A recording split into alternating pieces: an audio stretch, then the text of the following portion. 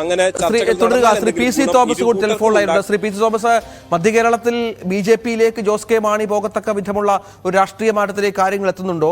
അങ്ങനെ എത്തിക്കഴിഞ്ഞാൽ അത് ഏറ്റവും കൂടുതൽ കേന്ദ്രമന്ത്രി സ്ഥാനം, എം പി സ്ഥാനമൊക്കെ വാഗ്ദാനമുണ്ട് ജോസ് കെ മാണിക്ക് എന്നാണ് അറിയുന്നത്. അതിനുള്ള സാഹചര്യങ്ങൾ എത്രത്തോളമുണ്ട്? അവരെ സംബന്ധിച്ചിടത്തോളം ഇപ്പൊ എന്തെങ്കിലും ഒരു ചവിട്ടുപടി വിജയ പറ്റൂ എന്നുള്ള തോന്നൽ കാണും. കാരണം അവർക്ക് നിലവിൽ ഉണ്ടായിരുന്ന ഒരു ലോക്സഭാ സീറ്റ് വലിയ രീതിയിൽ നഷ്ടപ്പെട്ടിരിക്കുകയാണ്.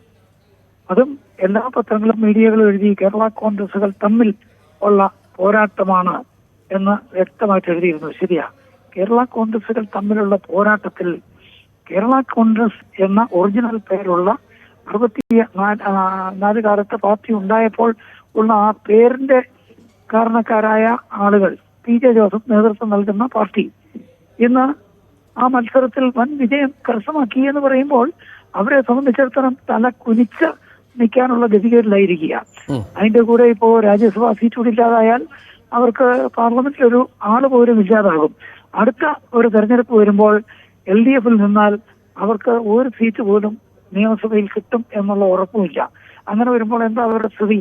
അങ്ങനെ വരുമ്പോൾ അവരുടെ ഒരു പാർട്ടിയായിട്ട് ഇല്ലാതാകും. പാർട്ടി എന്ന നിലയിലുള്ള ഒരു ഔദ്യോഗിക നിലനിൽപ്പില്ലാതാകും.